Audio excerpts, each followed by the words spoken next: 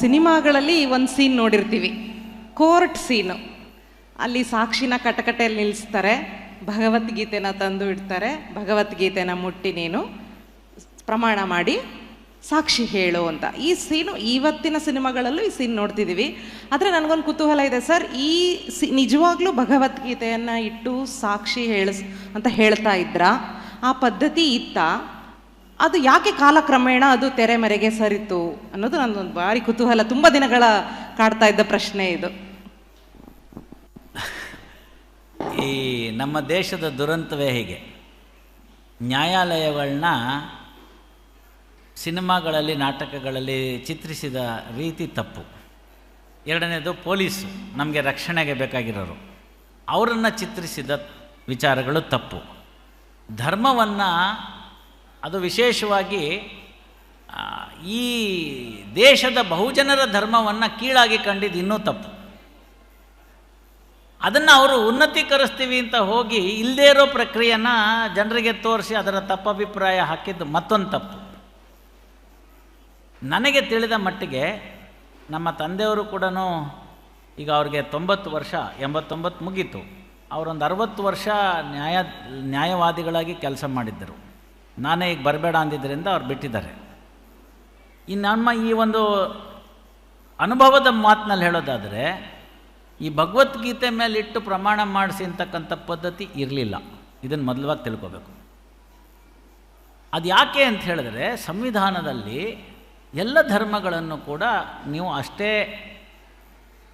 ಒಂದು ಸಮಾನತೆ ದೃಷ್ಟಿಯಿಂದ ಇಟ್ಕೊಂಡು ನೋಡಬೇಕು, ಗೌರವಿಸಬೇಕು ಅಂತ ಹೇಳಿದರೆ. ಅದರ ಬಗ್ಗೆ ಭಗವದ್ಗೀತೆಯಲ್ಲಿ ಕೃಷ್ಣನೇ ಹೇಳ್ತಾನೆ.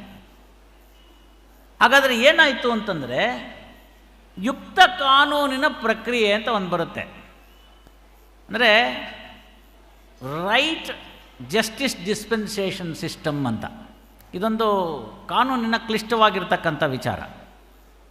ಇದರದೊಂದು ಬಂತು ಪ್ರಶ್ನೆ ಸುಪ್ರೀಂ ಕೋರ್ಟ್ ಮುಂದೆ. ಅಲ್ಲೇನು ಅಂತಂದರೆ, ಕೇಸು ಹೇಳಿರ್ತೀನಿ, ಯಾರು ಆಸಕ್ತಿ ಇರ್ತಾರೋ ಅವ್ರು ತಿಳ್ಕೊಬೋದು. ಗಾಯತ್ರಿ ವರ್ಸಸ್ ಗಿರೀಶ್ ಅಂತ ಒಂದು ಪ್ರಕರಣ ಬಂತು. ಗಾಯತ್ರಿ ವರ್ಸಸ್ ಗಿರೀಶ್ ಅಂತ. ಅದರಲ್ಲಿ AR 2016 SC 3559 ಅಂತ. ಯಾರು ನಮ್ಮ ಸ್ನೇಹಿತರಿದ್ದಾರೆ ಅವ್ರು ಬರ್ಕೋಬೋದು. ಇದರಲ್ಲಿ ಅದನ್ನು ಹೇಳೋ ಅಂಥ ಸಂದರ್ಭ ಬಂದಾಗ, ಉತ್ತಿಷ್ಟ ಜಾಗೃತ ಅಂತ ಒಂದು ನಮ್ಮ ಭಗವದ್ಗೀತೆ ಶ್ಲೋಕ. ಇದು ಎಷ್ಟು ಪುರಾತನವಾದ ಗ್ರಂಥ, ಇವತ್ತಿಗೂ ಹೇಗೆ ಅಪ್ಲಿಕಬಲ್ ಅನ್ನೋದಕ್ಕೆ ನಾನು ಹೇಳ್ತಾ ಇದ್ದೀನಿ. ಉತ್ತಿಷ್ಟ ಜಾಗೃತ ಅಂತಂದರೆ, the law helps a diligent and not the negligent ಅಂತ ಒಂದು ಕಾನೂನು. ಹಕ್ಕುಗಳ ಬಗ್ಗೆ ಎಚ್ಚರಿಕೆಯಿಂದ ಇರಬೇಕು, ಅಂಥವನನ್ನು ಸಹಾಯ ಮಾಡುತ್ತೆ ಅಂತ.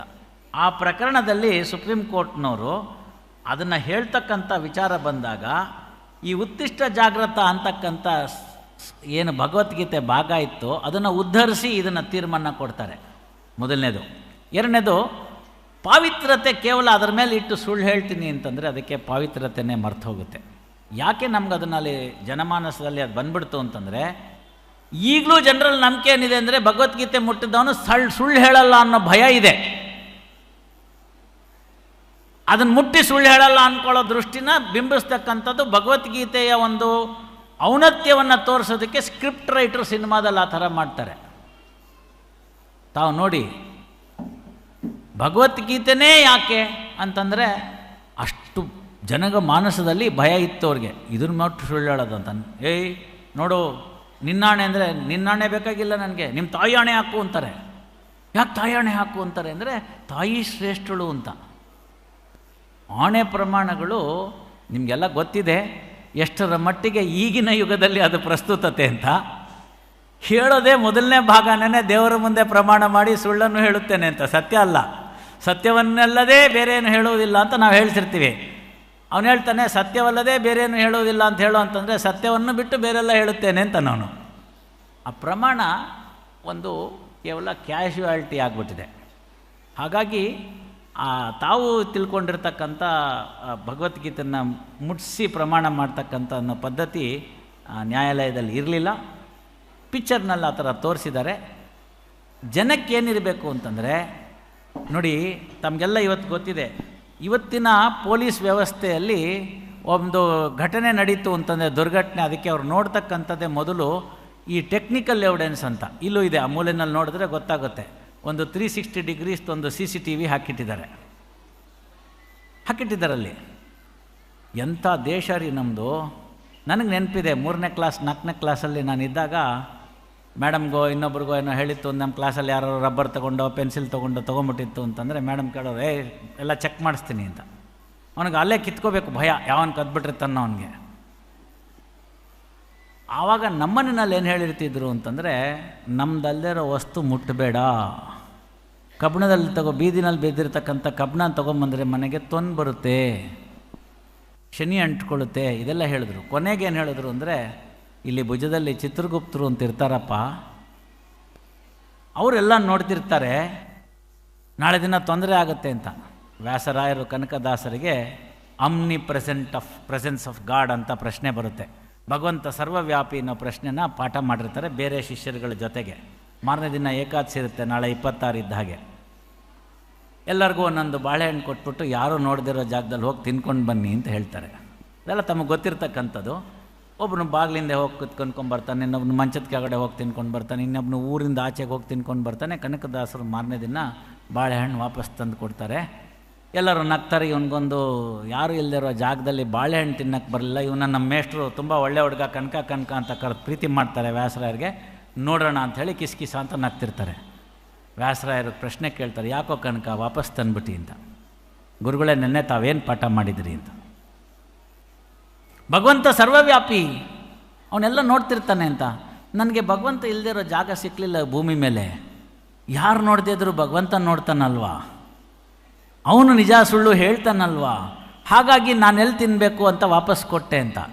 ಈ ಒಂದು ಪ್ರಸಂಗವನ್ನು ಗಮನದಲ್ಲಿಟ್ಕೊಂಡು ಯಾವ್ಯಾವ ಮಕ್ಕಳಿಗೆ ನಾವು ಪಾಠ ಹೇಳಿರ್ತೀವಿ, ಅವ್ರು ನಾಳೆ ಯಾರು ಸುಳ್ಳರಾಗೋದಿಲ್ಲ. ಆಗ ನಿಮಗೆ ಯಾವ ಭಗವದ್ಗೀತೆ ಪ್ರಮಾಣ ಬೇಕಾಗಿಲ್ಲ. ಒಳಗಿರ್ತಕ್ಕಂಥ ಆಂತರ್ಯದಲ್ಲಿರ್ತಕ್ಕಂಥ CCTV ಯಾವುದು ಅಂದರೆ ಚಿತ್ರಗುಪ್ತರು. ಆ ಚಿತ್ರಗುಪ್ತರ ಮುಂದೆ ಎಲ್ಲ ಆಡಿಯೋ ವಿಷುವಲ್ ರೆಕಾರ್ಡ್ ಆಗಿರುತ್ತೆ. ಹಾಗೆ ಒಂದು ಪ್ರಜ್ಞೆ, ಅಂತಃಪ್ರಜ್ಞೆ ಬಂದುಬಿಟ್ರೆ ಒಳಗಿರ್ತಕ್ಕಂಥ ಅರ್ಜುನನ ಎಲ್ಲ ಅನುಮಾನಗಳು, ಅನುದಿನ ಅನುಕ್ಷಣ ಉಂಟಾಗ್ತಕ್ಕಂಥ ಪ್ರತಿ ಅನುಮಾನಗಳು ಕೂಡ ನಿವಾರಣೆ ಆಗ್ತಾ ಹೋಗುತ್ತೆ. ಪ್ರತಿ ಕ್ಷಣದಲ್ಲಿ ಇದನ್ನು ಮಾಡಲಾ ಬೇಡವಾ, ಮಾಡಿದ್ರೆ ಅನುಕೂಲ ಏನು ಅನಾನುಕೂಲ ಏನು ಅಂತ.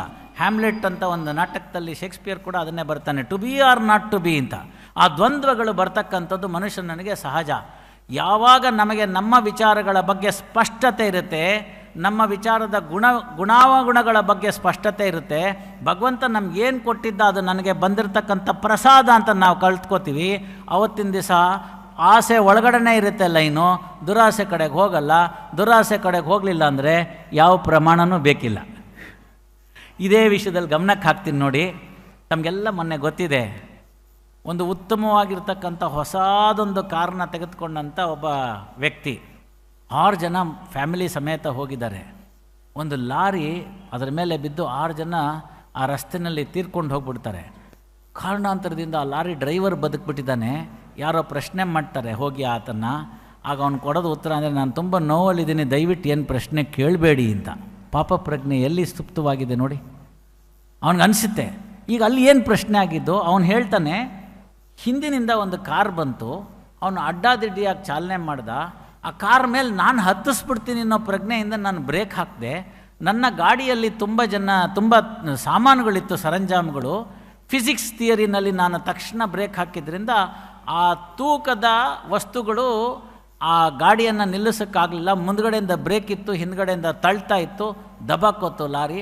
ದಬ್ಬಾಕೊಂದಿದ್ದು ಗ್ರಾಚಾರ ಪಕ್ಕಕ್ಕೆ ಬಿತ್ತು, ಅದ್ರ ಹಿಂದ್ಗಡೆ ಕಾರಿತ್ತು, ಹೋಗ್ಬಿಟ್ರು ಅಂತ. ಇಲ್ಲಿ ಆಸೆ ಏನು, ದುರಾಸೆ ಏನು, ಧಾವಂತ ಏನು, ನೀವೇ ನೋಡ್ಕೋಬೇಕಾಗಿರ್ತಕ್ಕಂಥದ್ದು. ಯಾವ ಚಿಕ್ಕ ಮಗು ಕೇಳಿದ್ರು ಹೇಳುತ್ತೆ, it is because of that fellow, that car fellow moving in a haphazard manner, overtaking the lorry and automatically this lorry had to put the brake ಅಂತಂದರೆ ಇದಕ್ಕೆ ಯಾರು ಜವಾಬ್ದಾರರಾದ್ರಿ? ಇದಕ್ಕೆ ಯಾರು ಪ್ರಮಾಣ ಬೇಕು? ಇದಕ್ಕೆ ಯಾವ ಪ್ರಮಾಣ ನೀವು ತೊಗೊಂಬಂದು ಹೇಳ್ತೀರಿ ನನ್ನ ತಪ್ಪಿಲ್ಲ ಅಂತ? ನೇರವಾಗಿ ತಪ್ಪಿಲ್ದಲ್ಲೇ ಇರ್ಬೋದು. 6 ಜನರ ಪ್ರಾಣಕ್ಕೆ ಕಾರಣವಾಗಿದ್ದು ಲಾರಿ ಬ್ರೇಕ್ ಹಾಕಿದ್ರಿಂದ. ಅವನು ಯಾಕೆ ಬ್ರೇಕ್ ಹಾಕ್ದ ಅಂತಂದರೆ ಇನ್ನೊಂದು ಕಾರ್ ಅಡ್ಡ ಬಂತು ಅಂತ ಹೇಳ್ತಾ ಇದ್ದಾನೆ. ಇಂಥ ವಿಚಾರಗಳನ್ನ ತೀರ್ಮಾನ ಮಾಡುವಾಗ ನಮಗೆ ಎಷ್ಟು ತೊಂದರೆ ಆಗಬೇಕು? ಹಾಗಾಗಿ ಅಲ್ಲಿ ಬರ್ತಕ್ಕಂಥದ್ದು ಪ್ರಮಾಣ ಅನ್ನೋದಕ್ಕಂಥದ್ದು ಅಂತಂದರೆ ಯಾರಿಗೆ ಅಂತಃಪ್ರಜ್ಞೆ. ಇವತ್ತು ನೋಡಿದ್ವಿ ನಾವು, ಎಷ್ಟೋ ಜನ ಆ ಕೋಟಿ ಗೀತವನ್ನು ಪಾಲ್ಗೊಂಡು ಸರ್ಟಿಫಿಕೇಟ್ನ ತೆಗೆದುಕೊಂಡು ಹೋದವರು. ನಿಮ್ಮಲ್ಲಿ ನಾನು ಒಂದು ವಿಚಾರವನ್ನು ಹೇಳೋದಕ್ಕೆ ಈ ಸಂದರ್ಭದಲ್ಲಿ ಇಷ್ಟಪಡ್ತೀನಿ. ಈ ವೇದಿಕೆ ಮುಖಾಂತರ ಇಂಥ ಒಂದು ಉತ್ತಮವಾದ ಕಾರ್ಯವನ್ನು, ಅವಕಾಶವನ್ನು ಗುರುಗಳು ಕೊಟ್ಟಿದ್ದಾರಲ್ಲ, ಅದಕ್ಕೆ ಒಂದು ಶ್ಲೋಕವನ್ನು ಯಾರಾದರೂ ಭಗವದ್ಗೀತೆಯನ್ನು, ಒಂದು ಶ್ಲೋಕ, 700 ಬೇಡ, ಪ್ರಕ್ಷಿಪ್ತವಾದ 701 ಹಿಡ್ಕೊಂಡ್ರೂ ಪರವಾಗಿಲ್ಲ, ಒಂದು ಶ್ಲೋಕವನ್ನು ಭಗವದ್ಗೀತೆಯನ್ನು ನಿಮ್ಮಲ್ಲಿರ್ತಕ್ಕಂಥ ಹಿರಿಯರು ನಿಮ್ಮ ಮಕ್ಕಳಿಗೆ ಕಳಿಸ್ಬಿಡಿ. ಅವ್ರು ಯಾರು ಮುಂದೆ ಆ ಕಾರ್ ಡ್ರೈವರು ಆಗಲ್ಲ, ಈ ಲಾರಿ ಡ್ರೈವರು ಆಗಲ್ಲ. ಅಷ್ಟು ಅಶ್ಯೂರೆನ್ಸ್ ನಾನು ಕೊಡ್ತೀನಿ. ಯಾಕೆ ಅಂದರೆ ಆ ಗ್ರಂಥದಲ್ಲಿ ಅಷ್ಟು ತಾಕತ್ತಿದೆ. ಒಂದು ಶ್ಲೋಕವನ್ನು ಕಲ್ತ್ಕೊಂಡ್ರೆ ಸಾಕು. ಅಷ್ಟು ನಮಗೆ ಆ ಕೃಷ್ಣ ಅದರಲ್ಲಿ ಹೇಳಿದ್ದಾನೆ. ಅದರಿಂದ ಪ್ರಮಾಣ ಯಾವಾಗ ಬೇಕಾಗುತ್ತೆ ಅಂತಂದರೆ, ಸುಳ್ಳು ಬರ್ತಾ ಇದೆ ಅನ್ನುವಾಗ ಪ್ರಮಾಣ ಬೇಕಾಗುತ್ತೆ. ಸುಳ್ಳು ಬರಬಾರ್ದು ಅನ್ನೋದಕ್ಕೆ ನಾವು ರೆಡಿ ಮಾಡ್ಕೊಂಬೋಣ. ತಮಗೆಲ್ಲ ತಿಳಿದಿದೆ, ಇಡೀ ರಾಷ್ಟ್ರ ನಾವೆಲ್ಲ ಪುಣ್ಯವಂತರು, ಇಲ್ಲಿರೋತಕ್ಕಂಥವರೆಲ್ಲ ಪುಣ್ಯವಂತರು, ಅತ್ಯಂತ ಪುಣ್ಯವಂತರು ರೀ. ಯಾಕೆ ಅಂತ ಕೇಳಿ, ನಾವೆಲ್ಲ ಬದುಕಿದ್ದೀವಿ. ನಮ್ಮ ಪಕ್ಕದ ಮನೆಯವರು ಹೋಗ್ಬಿಟ್ರು ಕೋವಿಡ್ನಲ್ಲಿ, ದೊಡ್ಡಮ್ಮ ತೀರ್ಕೊಂಡ್ಲು, ಚಿಕ್ಕಪ್ಪ ತೀರ್ಕೊಂಡ್ರು, ಸ್ನೇಹಿತ ತೀರ್ಕೊಂಡ, ಒಡನಾಡಿ ತೀರ್ಕೊಂಡ, ಕೋವಿಡ್ ಟ್ರೀಟ್ಮೆಂಟ್ ಮಾಡ್ತಿದ್ದಂಥ ಡಾಕ್ಟ್ರ್ ತೀರ್ಕೊಂಡ. ಭಗವಂತ ನಮ್ಮನ್ನೆಲ್ಲ ವಾಪಸ್ ಪುನಃ ಉಳಿಸಿದ್ದಾನೆ ಅಂದರೆ ಭಗವದ್ಗೀತೆ ಕೇಳಿ ಅಂತ ಉಳಿಸಿದ್ದಾನೆ. ಸೆಕೆಂಡ್ ಲೈಫಲ್ಲಾದರೂ ನಾವು ಸರಿ ಹೋಗಬೇಡವಾ? ಹಾಗಾಗಿ ಇಂತಹ ಒಂದು ವಿಚಾರಗಳನ್ನೆಲ್ಲ ಇನ್ನೊಂದು ಲೈಫ್ ನಮಗೆ ಕೊಟ್ಟಿರ್ತಕ್ಕಂಥ ಸಂದರ್ಭದಲ್ಲಿ ಒಂದು ಪ್ರತಿಜ್ಞೆ ಇವತ್ತು ಈ ರಾಜಾಂಗಣದಲ್ಲಿ ಮಾಡೋಣ. ಭಗವದ್ಗೀತೆಯಲ್ಲಿರ್ತಕ್ಕಂಥ ವಿಚಾರಗಳನ್ನ ಅನುಸರಿಸಿ ನಾನು ಜೀವನ ನಡೆಸ್ತೀನಿ ಅಂತ. ಬರುತ್ತೆ, ಪ್ರತಿಯೊಬ್ಬರಿಗೂ ಕಷ್ಟ ಬಂದಿದೆ. ಸತ್ಯ ಹರಿಶ್ಚಂದ್ರನಿಗೆ ಬಿಡ್ತಾ ಕಷ್ಟ. ಹೆಂಡತಿ ಮಾರ್ಬಿಡ್ತಾನೆ, ಮಗ ಮಾರ್ಬಿಡ್ತಾನೆ, ಲೋಹಿತಾಶ್ವ ಹಾವು ಕಚ್ಚಿ ಸತ್ತೋಗ್ತಾನೆ. ಚಂದ್ರಮತಿ ಆ ಹೆಣನ ಇಟ್ಕೊಂಡು ವಾಪಸ್ ಬರ್ತಾನೆ ಹರಿಶ್ಚಂದ್ರನ ಹತ್ರ. ಅಪ್ಪ, ನಿನ್ನ ಮಗು ತೀರ್ಕೊಂಡು ಹೋಗ್ಬಿಟ್ಟಿದೆ, ಇಲ್ಲಿ ನಾನು ಅದನ್ನು ದಫನ್ ಮಾಡಬೇಕು, ಒಂಚೂರು ಜಾಗ ಕೊಡು ಸ್ಮಶಾನದಲ್ಲಿ ಅಂತಂದರೆ ಸತ್ಯ ಹರಿಶ್ಚಂದ್ರ ಹೇಳ್ತಾನೆ, ನೋಡು, ಇಲ್ಲಿ ಸತ್ತಿರ್ತಕ್ಕಂಥದ್ದು ನಿನ್ನ ಮಗ, ಅದನ್ನು ನೀನು ಕ್ಷಣವನ್ನು ಈ ಸ್ಮಶಾನದಲ್ಲಿ ಹೂಳೋದಕ್ಕೆ ಬಂದಿದ್ಯಾ. ನನಗೆ ನನ್ನ ಸ್ವಾಮಿ ಓನರು ಇಷ್ಟು ದುಡ್ಡು ಕೊಡಬೇಕು ಅಂತ ಹೇಳಿದ್ದಾನೆ. ಒಂದು ಬುಂಡೆ ಹೆಂಡ, ಒಂದು ವಸ್ತ್ರ, ಇಷ್ಟು ದುಡ್ಡು, ಇಷ್ಟು ಅಕ್ಕಿ ಧಾನ್ಯ, ಇಷ್ಟು ತಗೊಂಬಂದು ಕೊಟ್ಟರೆ ಒಳಗಡೆ ಎಂಟ್ರಿ ಅಂತ. ನಾನೀಗ ಅವನ ದಾಸ, ಸ್ವಾಮಿ ಹೇಳಿದ್ದನ್ನು ನಾನು ಕೇಳ್ತೀನಿ. ಇಲ್ಲಿ ಸಂಬಂಧಗಳಿಗೆ ಬೆಲೆ ಇಲ್ಲ, ನಾನು ಎಂದೋ ನಿನ್ನನ್ನು ಮಾರಾಗಿದೆ, ನಾನು ಅದನ್ನು ತಂದರೆ ಮಾತ್ರ ನಿನ್ನ ಮಗುನ ಬಿಡ್ತೀನಿ ಅಂತ ಭವಬಂಧನವನ್ನು ಬಿಟ್ಟು ಸತ್ಯ ಹರಿಶ್ಚಂದ್ರ ನಿಲ್ಲೋದನ್ನು ಕಾಯ್ತಾ ಇದ್ದಂಥ ದೇವತೆಗಳು ಪುಷ್ಪವೃಷ್ಟಿ ಮಾಡ್ತಾರೆ. ಇದೆಲ್ಲ ಸತ್ಯ ಹರಿಶ್ಚಂದ್ರನ ಸಮಯದಲ್ಲಿ ಕಳೆದೋದ ಸಮಯ ಎಷ್ಟು ಅಂತ ನೀವು ಸೂಕ್ಷ್ಮವಾಗಿ ನೋಡಿದ್ರೆ, ಅವನು 20,000 ವರ್ಷ ಬದುಕ್ತಾನೆ. ಈ ಕಷ್ಟ ಕೋಟೆಗಳೆಲ್ಲ ಬಂದಿದ್ದೆಲ್ಲ ಕೇವಲ 2 ವರ್ಷ.